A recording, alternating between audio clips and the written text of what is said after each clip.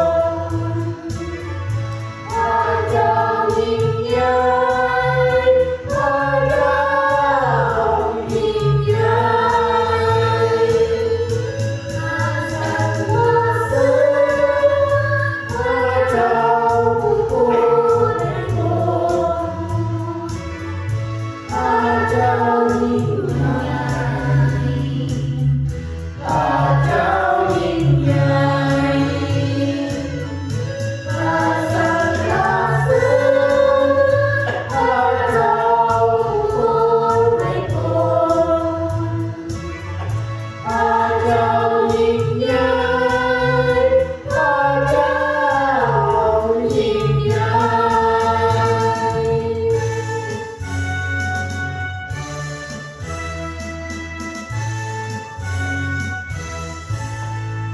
สรรเสริญขอบพระคุณพระเจ้า Praise the Heavenly Father. ขอบพระคุณพระองค์ที่ประทานชีวิตใหม่ให้ลูกในวันนี้ We give you thanks for the brand new life you give us today. ประทานโอกาสให้ลูกได้เข้ามาพระวิหารที่ศักดิ์สิทธิ์ของพระผู้เป็นเจ้า Please give us an opportunity to come in and worship you. ประทานให้ลูกได้มีชีวิตใหม่ในพระคริสต์ในวันนี้ Give us new life as we go forward. พระเจ้าพระบิดา Our Heavenly Father, ขอพระวิญญาณทรงสวดธรรมเป็นเจ้านายเจ้าชีวิตลูกในวันนี้ may the Holy Spirit cover all of us in this room today. เปิดจิตเปิดใจเข้าใจพระธรรมที่ลึกลับของพระผู้เป็นเจ้า Open our hearts so we understand all your message. ให้ลูกได้เห็นแสงสว่างและความจริงของพระผู้เป็นเจ้า Let us see your shining light. เพราะพระองค์ยังทรงพระชนและเป็นอยู่ We know you are still alive today. ลูกมอบเวลานี้ให้เป็นเวลาของพระวิญญาณบริสุทธิ์นำพา So give this time for the Holy Spirit to guide us. สรรเสริญขอบพระคุณในพระนามพระเยซูคริสต์เจ้าเอเมน Praise and thank you in Jesus' name. Amen. ต่อไปอ่านพระคัมภีร์ภาษาอังกฤษไอ้บ้าภาษาลาวกันน้อยเอง Now we have scripture reading in English by Mr. Bob Ukraine and the last by Lee Kuhn.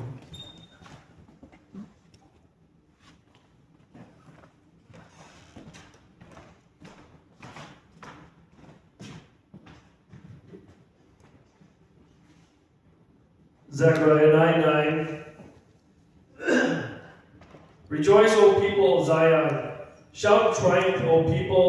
of Jerusalem. Look, your king is coming to you. He is righteous and victorious, yet he is humble, riding in a donkey's colt.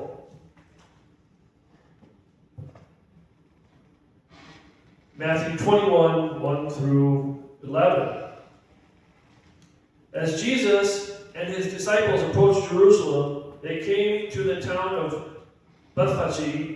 on the Mount of Olives. Jesus sent two of them ahead. Go into the village over there, he said, and as soon as you enter it, you will see a donkey tied there, with its colt beside it. Untie them and bring them to me. If anyone asks what you are doing, just say the Lord needs them, and he will immediately let you take them. This took place to fulfill the prophecy that was said. Tell the people of Jerusalem, look, your king is coming to you. He is humble, riding on a donkey's colt.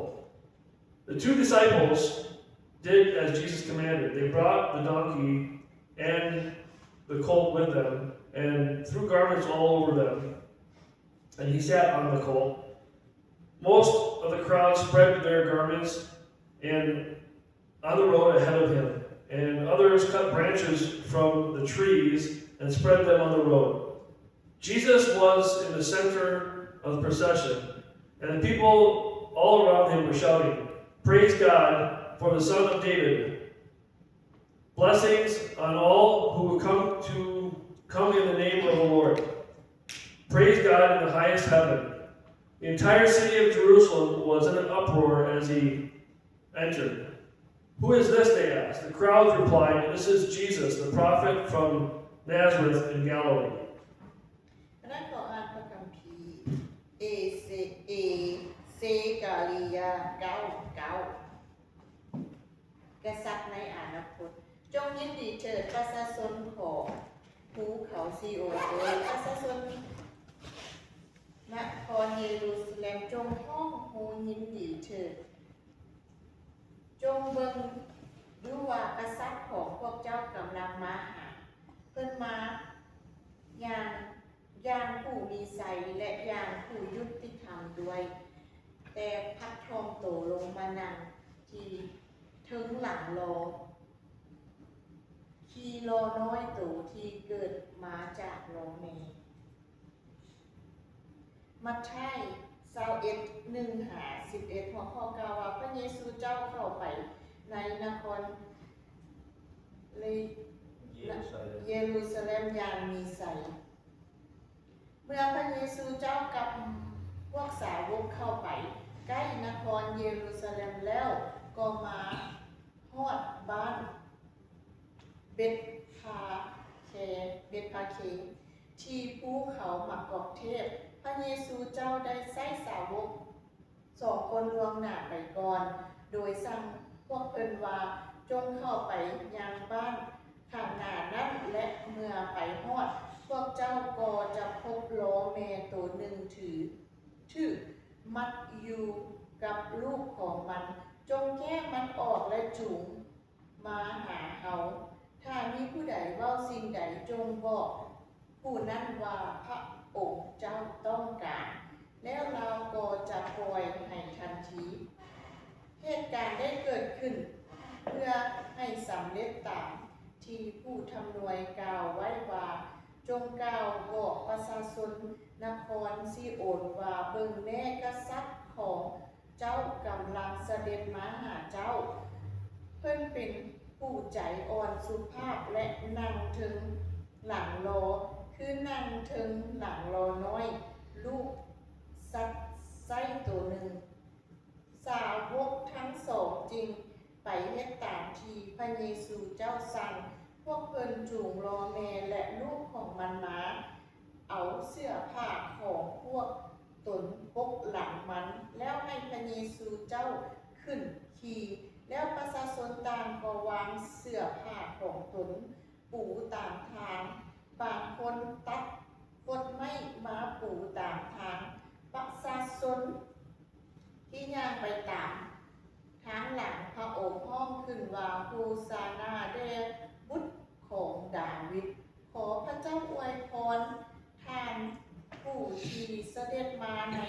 นามขององค์พระผู้เป็นเจ้าจงทรงพระเจริญโฮซานาในที่สูงสุดเมื่อพระเยซูเจ้าเข้าไปนครเยรูซาเล็มแล้วประชาชนทั่วทั้งนครก็แตกตื่นและถามกันว่าคนนี้แม่นผู้ใดประชาชนตอบว่าคนนี้แม่นพระเยซูเจ้าผู้ที่ทำนวยที่มาจากเมืองนาซาเร็ตแขวงกาลิลี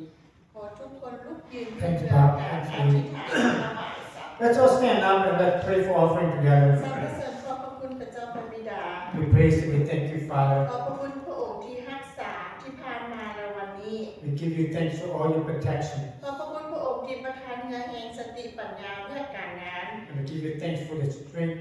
and the work that you have given พร้อ us. มไปด้วยทุกสิ่งอย่างที่ลูกมีในโลกนี้ And everything that we have, and we thank ล้ you. วนแต่มาจากพระเจ้าพระบิดา And that's because of you. ขอบพระคุณพระองค์ที่เบิ่งแยงนำชีวิตประจำวันของลูก And thank you for protect us and watch over us every day. ขอพระองค์เจ้าทรงสืบต่อรักษาและนำทางลูกไปทางที่ชอบธรรม May you, Father, continue to protect us and lead us to the righteousness. ขอพระองค์เจ้าทรงอวยพรผู้ที่ถวาย And may you, Father, bless all the hand that offer this พ morning. ระองค์ผู้ดูดีว่าสิ่งใดที่พวกลูกขาดเขิน You know everything, Father, what we have and what we don't. เพราะพระองค์เป็นผู้สร้างลูกขึ้นมา Because you are our Creator. เพราะพระองค์เป็นผู้เบิ่งแยงลูก You always watch over us. ขอพระองค์เจ้าทรงอวยพรสิ่งที่พวกลูกขาดเขินด้วย May you, Father, bless us with whatever we are short of. ลูกสรรเสริญลูกขอบพระคุณในพระนามพระเยซูคริสต์เจ้าเอง We praise and we thank you in the name of Jesus Christ our Lord. Amen. ขอเชิญทุกคนนั่งลงต่อไปมาฟังเพลงพิเศษ Please sit down. We're going to hear a special song from Mrs. Donna Proclaim.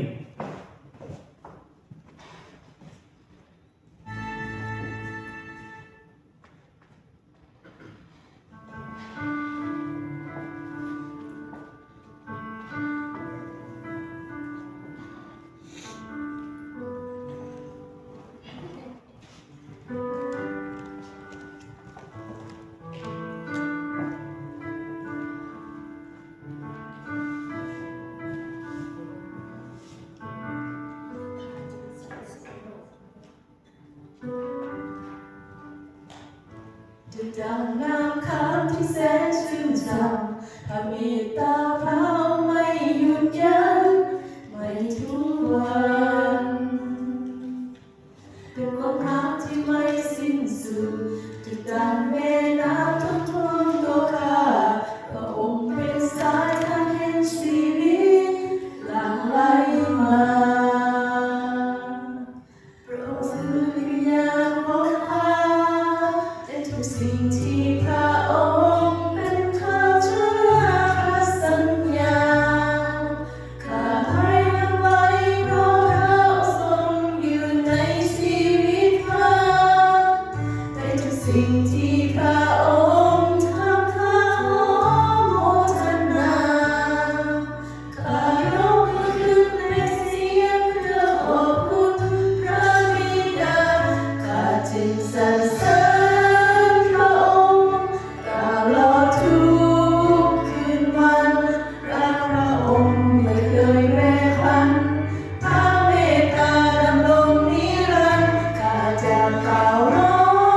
งเป็นเพลงด้วยสุดใจที่มีขอร้องสรรเสริญพระนามพระเจ้าข้าจะร้องเป็นเพลงวันใหม่มอบแด่พระองค์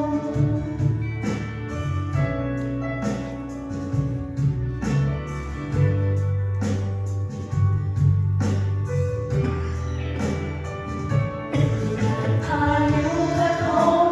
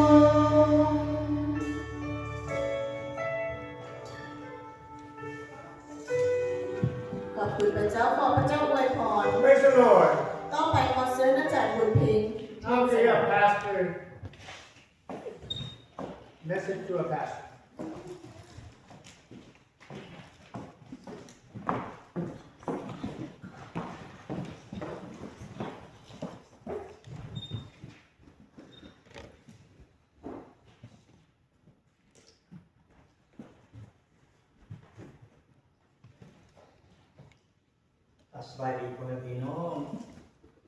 ที่น่ารักและสวยงามขององค์พระผู้เป็นเจ้า Good morning all the lovely and beautiful people of God พ่อแม่พี่น้องที่รักพระคัมภีร์ทรงกล่าวว่าองค์พระเยซูมีชัยชนะในโลก My beloved, the Bible says Jesus is victorious over the world. องค์พระเยซูเป็นชัยชนะเหนือผีมารซาตาน Jesus, he is victorious over devil Satan. องค์พระเยซูมีชัยชนะเหนือความตาย Jesus, he is victorious over death. องค์พระเยซูมีชัยชนะเหนือความบาป Jesus, he is victorious over sin. องค์พระเยซูมีชัยชนะเหนือจิตใจของมนุษย์เป็นจำนวนหลวงหลายในทั่วโลก Jesus, he is victory over many people's heart around the world. พวกเขาเป็นคนที่มีชัยชนะเป็นบ่บอก We are victorious people เพราะอย่างเพราะองค์พระเยซูอยู่กับพวกเรา Because Jesus he is with us อาจารย์ขอพระคุณพระเจ้าและขอบใจนักพี่น้องทุกๆคนที่เข้ามานมัสการพระเจ้าร่วมกัน I thank you God and thank you to all you to come to worship God together. Let us pray. พระเจ้าพระบิดาพระองค์เท่านั้นพระองค์จึงได้กลายมาเป็นคนที่มีชัยชนะ Father, because of you alone, that we became the victorious people. พระองค์เท่านั้นที่ได้ประทานสติปัญญาให้กับพระลูกเพื่อพระลูกจะได้เข้าใจในพระคำสอนของพระองค์ Father, because of you alone that you give us wisdom and knowledge before us to understand your words. เพราะพระองค์เท่านั้นพระลูกจะได้มีชีวิตที่ดีอยู่ในโลกนี้ Because you are alone, Father, that we have good life in this world. ขอบคุณสำหรับพระวิญญาณบริสุทธิ์ของพระองค์เจ้าทรงได้นำพาผู้รู้เพื่อผู้รู้จะได้มีชัยชนะทุกๆวัน Thank you for the Holy Spirit to guide us, for us to have victory every day. อวยพรเบื้องแย่ผู้รู้ทุกคนด้วยเถิด Bless and protect all of us. ผู้รู้ร่วมกันภาวนาอธิษฐานในพระนามขององค์พระมหาเยซูคริสต์เจ้า Amen. We pray together.In your name, Jesus Christ, our Lord. Amen. วันนี้อาจารย์จะแบ่งปันเกี่ยวกับเรื่องพระเยซูคือทางไปสู่ชัยชนะ Today I will share about Jesus is the way to victory. อาจารย์จะเริ่มอยู่ในพระคัมภีร์เสการยาบทที่9ข้อที่9ให้พี่น้องได้เบิ่งอยู่บนสกรีนI will begin in the book of Zechariah 9 and 9. Please look at on the screen. พระคัมภีร์เซการิยาบทนี้ได้เว้าถึงกษัตริย์ในอนาคต The book of Zechariah is talking about future king. พ่อแม่พี่น้องที่รักเซการิยาเราเป็นผู้ทำนายเราเป็นผู้รับใช้ในงานของพระเจ้าเราได้นำเอาพระคำของพระเจ้ามาบอกให้ประชาชนได้รู้ล่วงหน้าว่าเหตุการณ์นั้นจะเกิดขึ้น My beloved, Zechariah, he was a prophet. He also God's servant to bring the word of God to tell the people, for the people to know in advance what can happen in the future. Zechariah ได้บอกประชาชนว่าจงชื่นชมยินดี Zechariah, he told the people, rejoice. แล้วเพิ่นบอกว่าให้พวกเจ้ามีความชื่นชมยินดีเพราะว่าพวกเจ้าจะมีกษัตริย์ที่แท้จริง มีกษัตริย์ที่มีฤทธิ์อำนาจจะมาปกครองพวกเจ้า Rejoice because you will have the real king, the greatest king and powerful king to rule over you จงมีความซึ้งทรงยินดีเพิ่นว่าเพราะพวกเจ้าจะได้มีกษัตริย์เป็นกษัตริย์ที่มีความศักดิ์สิทธิ์เที่ยงธรรมและอ่อนสุภาพจะมาปกครองพวกเจ้า Rejoice because you will have the king, humble king and righteous king to rule over you เพิ่นบอกว่ากษัตริย์จะขี่รอหน่อยมาก and he told the people the king will ride the donkey วันนี้ให้เรามาเบิ่งความจริงนำกันสิ่งได้กล่าวอยู่ในพระคัมภีร์มัทธิยบทที่21ข้อที่1หาข้อที่11ให้พี่น้องเบิ่งถือสกรีน Now let's take a look the real story in the Gospel of Matthew chapter 21 verse 1 to 11 please look at on the screen ในพระคัมภีร์มัทธิยบทนี้ได้เว้าถึงพระเยซูเจ้าเข้าไปในนครเยรูซาเล็มอย่างมีชัย In the Gospel of Matthew, this chapter talks about the triumphant entry into Jerusalem. เรื่องราวเป็นอย่างนี้พี่น้องที่รักของพระเจ้า The story like this องค์พระเยซูและสาวกของพระองค์ได้เดินทางเมื่อพวกคนใกล้จะฮอดนครเยรูซาเล็มนั่นคือบ้านเบธฟาเก Jesus and his disciples they were traveling when they were close to Jerusalem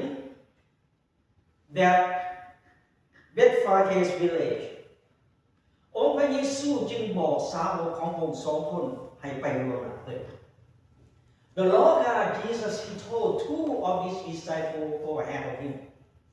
แล้วพระองค์ทรงตรัสว่าให้พวกเจ้าได้เข้าไปในบ้านข้างหน้านี้เด้อเจ้าเข้าไปแล้วเจ้าจะเห็นล้ออยู่ที่นั่น And the Lord God Jesus he said to his disciples go into the next village then you will see the donkey ก็เป็นพี่น้องที่รักสาวกขององค์พระเยซูบ่ได้ถามองค์พระเยซูบ่ได้สงสัยในองค์พระเยซูเพราะเขามีแต่เชื่อฟังความและปฏิบัติตาม My beloved Jesus' disciples they didn't ask Jesus any question and doubt about him only they believe obey and follow ดังนั้นสาวกขององค์พระเยซูได้เข้าไปในเมืองก็ได้เห็นล่อแม่กับลูกของมันอยู่ที่นั่น Then they went into the village they saw a mother of colt in there ดังนั้นอาจารย์จะเชื่อในที่สุดว่าอาจารย์เชื่อว่าหลังจากที่สาวกขององค์พระเยซูได้เห็นเป็นความจริงเนาะอาจารย์เชื่อว่าพวกเขาเพิ่มความเชื่อขึ้นเป็นจำนวนหลาย I believe after his disciples they saw the truth about the donkey I believe his disciples increased their faith in Jesus เหมือนกับพวกเขาได้เห็นองค์พระเยซูพวกเขาเพิ่มความเชื่อขึ้นต่างหลายเลยบ่พี่น้อง It's the same thing like we see Jesus in us so we increase our faith in him ดังนั้นพ่อแม่พี่น้องที่รักของพระเจ้าและอาจารย์ก็เชื่อที่สุดว่าสาวกขององค์พระเยซูมั่นใจในสายพระเนตรของพระองค์เพราะว่าสายพระเนตรของพระองค์เห็นทั้งใกล้และอนาคต And I also believe his disciples trust in Jesus' sight because Jesus' sight can see close, far, and the future เพราะแม่พี่น้องที่รัก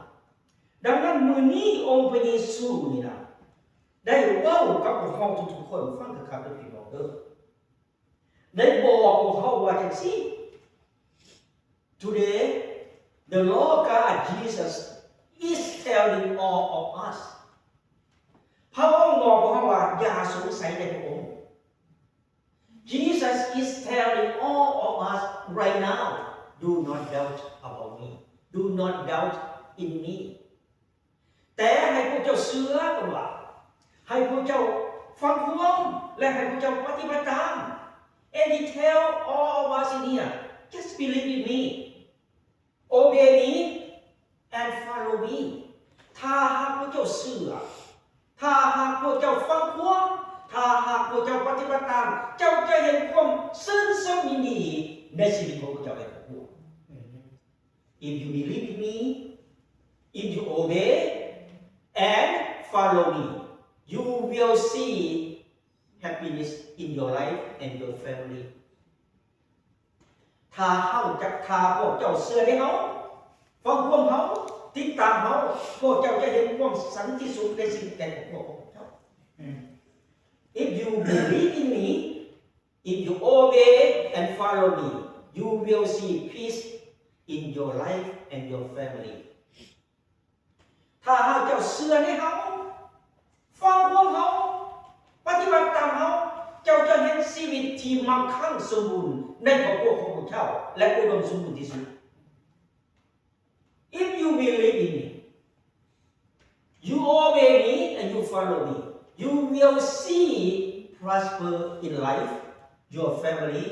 and abundant life in this world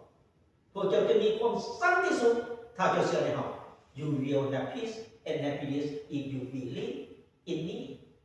amen พี่น้องอาจารย์จะถามพี่น้องได้ยินพี่น้องเชื่อในองค์พระเยซูได้มันบ่ดี Yes. I ask all of you we are now believe in Jesus right ดังนั้นมั่นใจว่าพวกเขาจะได้รับความสันติสุขอย่างแน่นอนในโลกนี้ so please confident we will have peace and happiness in life and also in this world amen พี่น้อง Amen. บัดนี้พวกสาวกก็ได้จูงล้อมาหาองค์พระเยซู then his disciple brought the donkey to Jesus แล้วพวกสาวกนั้นก็เอาเสือของตนไปปูหลังล้อเพื่อให้องค์พระเยซูถึงที่ then his disciple they used their own clothes put on the donkey for Jesus to ride on it แล้วก็มีประชาชนเป็นจำนวนหลวงหลายที่แท้ไปนอกได้แก้เสื้อผ้าของตนปูตามทางบางคนก็ตัดงาไม้ไปปูตามทางไปองค์พระเยซูจะเดินไป Many people a lot of people they use their own clothes pack on the street some people cut the branches and pack on the street for Jesus to go by พ่อแม่พี่น้องที่รักบ่มีผู้ใดจักคนที่คิดจะทำลายองค์พระเยซู My beloved no one thought about to destroy Jesus พวกเขารักองค์พระเยซูพวกเขานับถือให้เกียรติองค์พระเยซูองค์พระเยซูในศาสนา They love Jesus they respect Jesus they praise to Jesus they give Jesus an honor He got victory into the Jerusalem ดังนั้นประชาชนเป็นจำนวนหลวงหลายที่พากันห้องขึ้นมาจากไหนดังนั้นเราเวกโฆษณาไปแล้ว so that many people they shouted loud Hosanna ขอพระเจ้าอวยพรทานผู้ที่เสด็จมาในนามขององค์พระผู้เป็นเจ้าจงเจริญโฮซานาในที่สูงสุดอันนี้เป็นเสียงของประชาชนสรรเสริญองค์พระเยซู so the people shouted loud Hosanna Lord bless him who come in the name of the Lord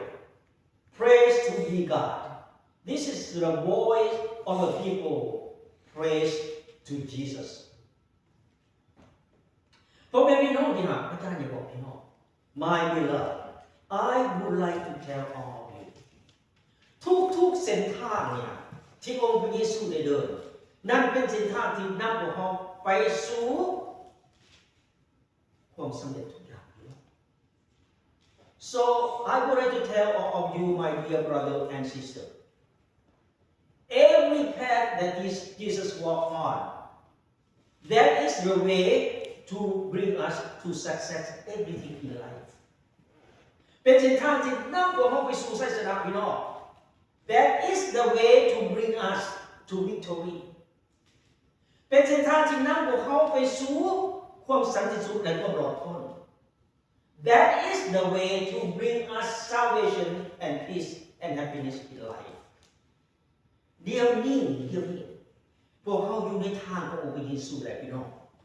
ทางเส้นนี้แหละที่จะนำเราไปถึงความสันติสุข We are now on the way of Jesus Christ. This way will bring us to peace and happiness in life. วันนี้มาบอกถึงพี่น้องที่รักของพระเจ้าผู้ใดก็ตามที่เดินในทางสายนี้นะจะได้รับความสำเร็จทุกสิ่งทุกอย่างในชีวิต Anyone or everyone who walk in this path will successful everything in life,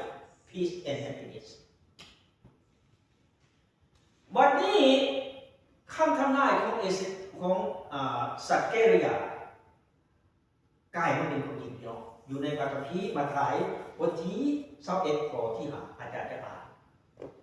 Now the prophecy of Zechariah became true that shown in the Gospel of Matthew chapter 21 verse 5 I will read this จงกล่าวบอกประชาชนนครซีโอนว่าเบิ่งแม้กษัตริย์ของพวกเจ้ากำลังเสด็จมาหาพวกเจ้าเพิ่นเป็นผู้ใจอ่อนสุภาพและนันถึงหลังล้อคือนันถึงหลังล้อน้อยลูกสัตว์ไส้ตัวหนึ่ง Matthew 21 verse 5 Tell the city of Zion Look at your king is coming to you He is humble and ride on a donkey and on a colt, the foal of a donkey. พ่อแม่พี่น้องที่รัก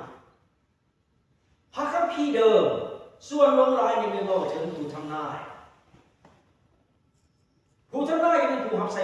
เวียงานของพระเจ้าและทำนายถึงเหตุการณ์ที่เกิดขึ้นล่วงหน้าแต่ในพระคัมภีร์ใหม่องค์พระเยซูลงมาในโลกเพิ่นบ่ได้เว้าเรื่องผู้ทำนายแต่เว้าเรื่องถึงสาวกของพระองค์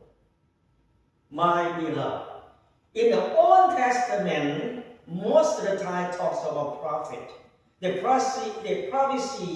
what going to happen in the future but in the Old Testament in the New Testament when Jesus born on earth The New Testament did not talk much about prophecy, but talks about Jesus' disciple. ดังนั้นเหตุการณ์ที่ผู้ทำนายได้ทำนายไว้ล่วงหน้ามันเกิดขึ้นในปัจจุบันในเราได้เห็น So the prophet prophecy from then and happened in now in the New Testament พวกเขาเห็นนำกันเนาะ We all see it together ดังนั้นพ่อแม่พี่น้องที่รักของพระเจ้าให้พวกเขาเชื่อในพระคำของพระเจ้าให้พวกเขาเชื่อในคำสอนของพระเจ้า So my brother and sister please believe in the word of God and also believe in God's teaching เดี๋ยวนี้นี่พวกเขาอยู่ในทางของพระเจ้าเป็นเวลาหลายปีพอสมควรแต่บ่ทันสุดหนทางเถื่อนพี่น้องแม่นบ่นี่ We are now walking in the path in the way of Jesus but not end yet ดังนั้นวันนี้อาจารย์จึงขอให้พี่น้องทุกๆคนได้พากันเดินในทางสายนี้จนกว่าพวกเขาได้รับชัยชนะ So may all of us please continue to walk in this way until we get victory เมื่อใดที่พวกเขา ได้ไปอยู่กับพระบิดาเจ้าอยู่เทิงสวรรคสถานมื้อนั้นเป็นมื้อเฮาได้รับไสสนะ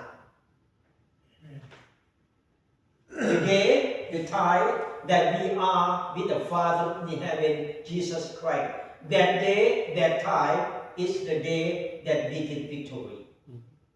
มื้อนั้นให้พี่น้องได้ประกาศไสสนะของพี่น้อง That day, please announce your victory. ดังนั้นพี่น้องที่รักของพระเจ้าอาจารย์ก็จึงจุดหมายปลายทางของเราไม่มีสวรรค์โมเมนต์นี้ My brother and sister I repeat and repeat all the time Our destination in heaven is not here ดังนั้นให้พี่น้องสื่อต่อเดินอยู่ในทางสายนี้ตลอดชีวิตของพี่น้อง So please continue to walk in this way until the end of life เอาได้ขอสรุปในวันนี้ no conclusion อย่าเป็นคนหลงทางแต่ให้เป็นคนจืดทาง Don't be a last person but be a person who remember the way God bless all of you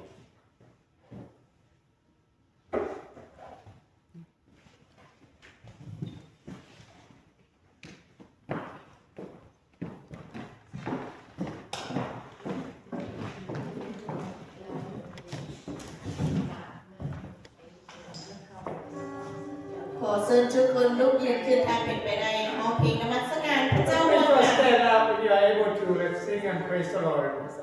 มิตรสหายเฮา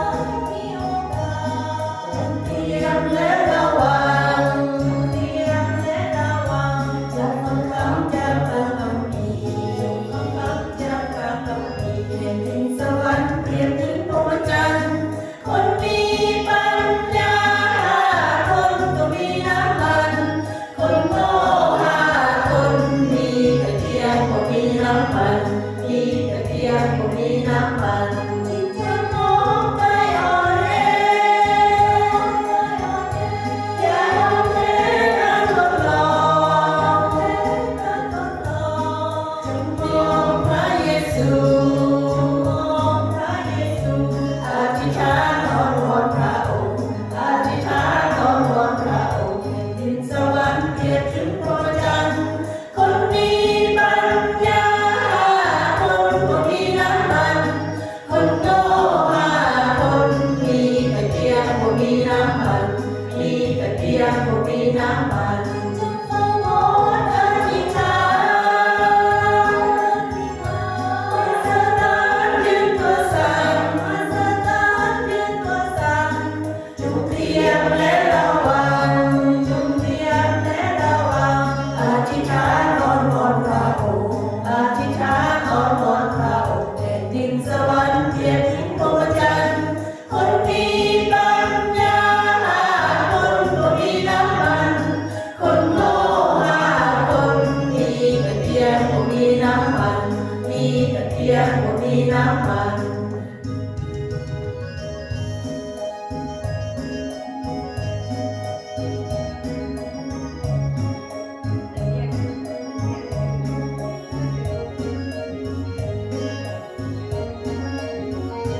ที่ใจร้อนใจอ่อนแออย่ายอมแพ้การทดลองจงมองพระเยซูอธิษฐานอ้อนวอนพระองค์อธิษฐานอ้อนวอนพระองค์แผ่นดินสวรรค์เพียงทิ้งพรหมจรรย์คนมีปัญญาคนบ่มีน้ำมันคนโง่คนมีแต่เพียงบ่มีน้ำมันมีแต่เพียงบ่มีน้ำมันจงเฝ้าวอนอธิษฐานมาสถานยืนตัวสั่นมาสถานยืนตัวสั่นจงเตรียมและระวังจงเตรียมและระวังอธิษฐานอ้อนวอนพระองค์อธิษฐานอ้อนวอนพระองค์แผ่นดินสวรรค์เปรียบทิ้งพรหมจรรย์คนมีปัญญาคนบ่มีน้ำมันคนโง่คนมีแต่เพียงบ่มีน้ำมันมีแต่เพียงบ่มีน้ำมัน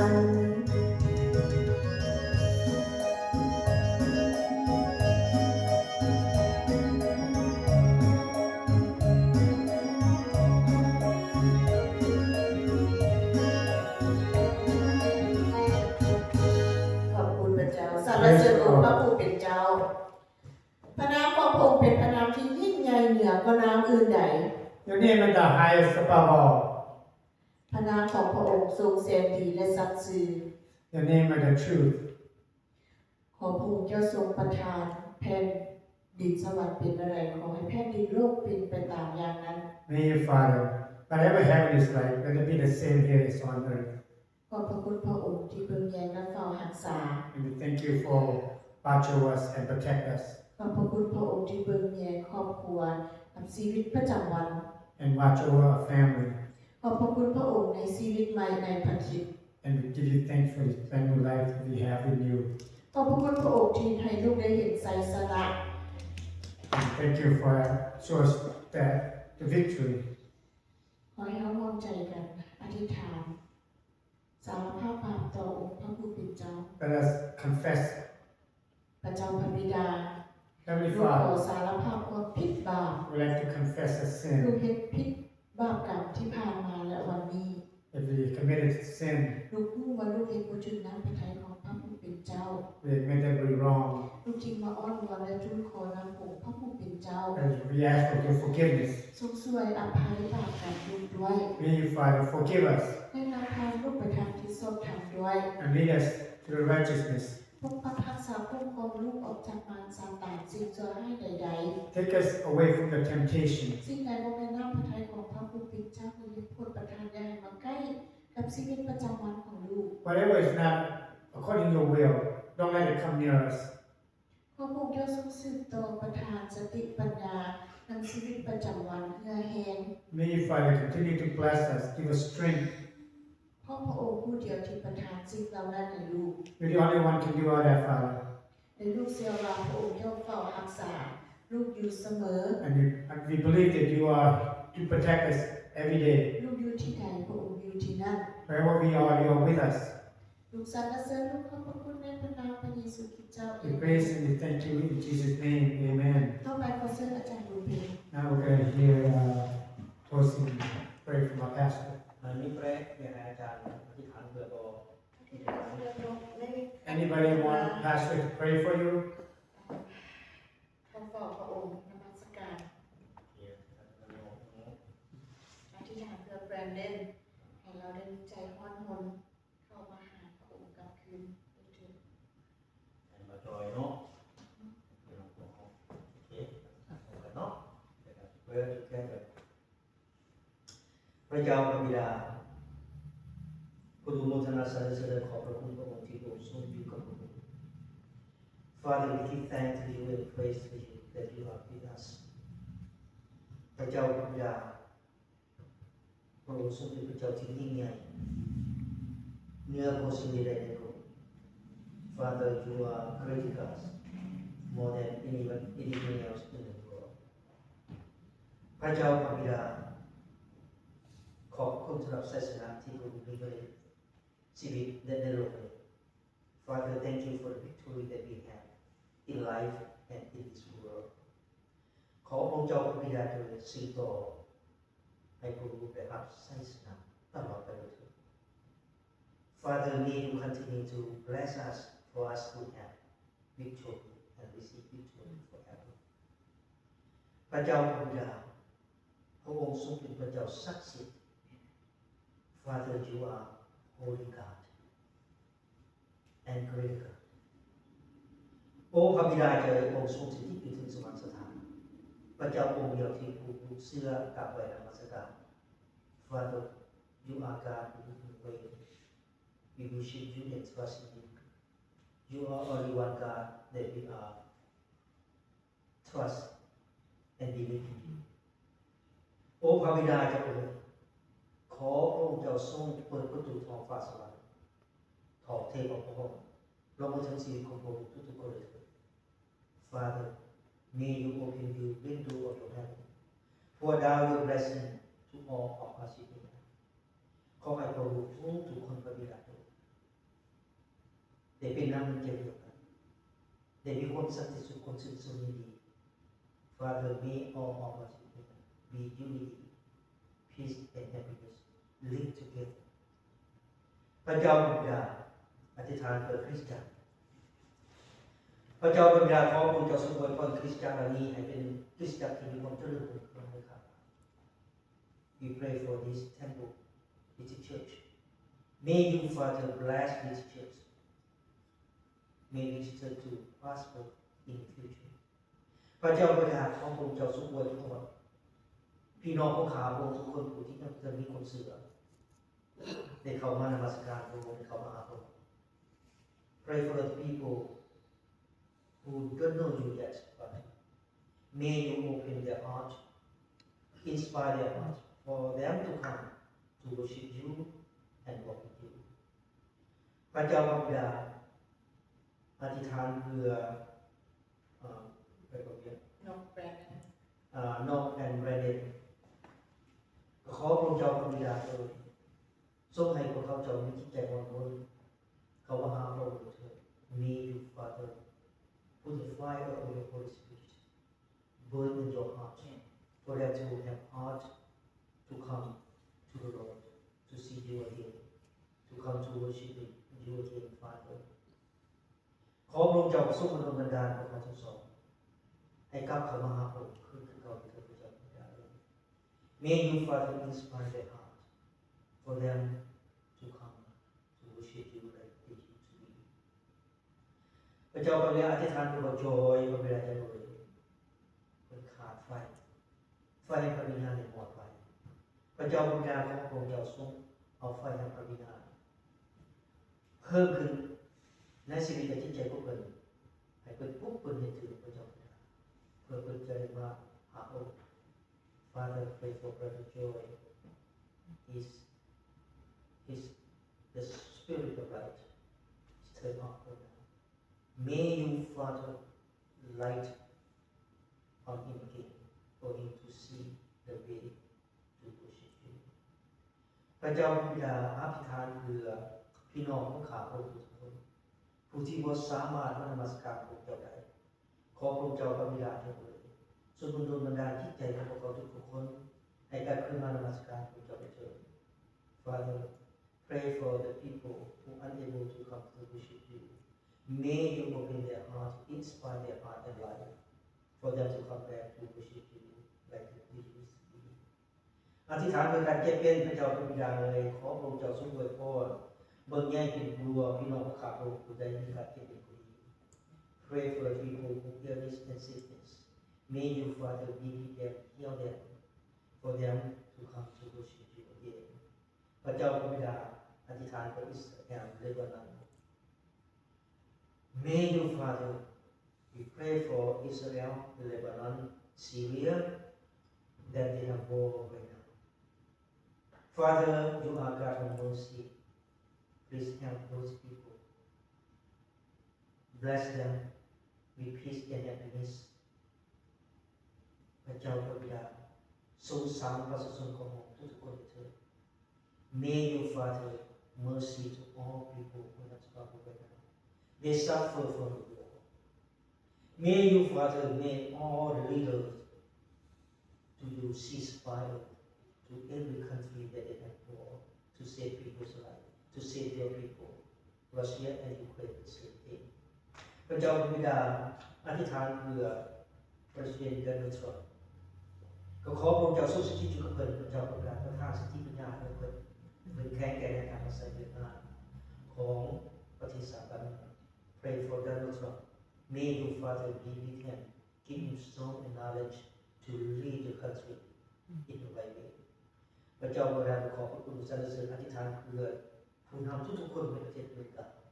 ก็ขอให้เป็นนำเกียรติยศในการรักษาประเทศสหรัฐ and pray for all leaders in the United States be unity and lead equally ขอพระคุณสรรเสริญอธิษฐานร่วมกันในพระนามของ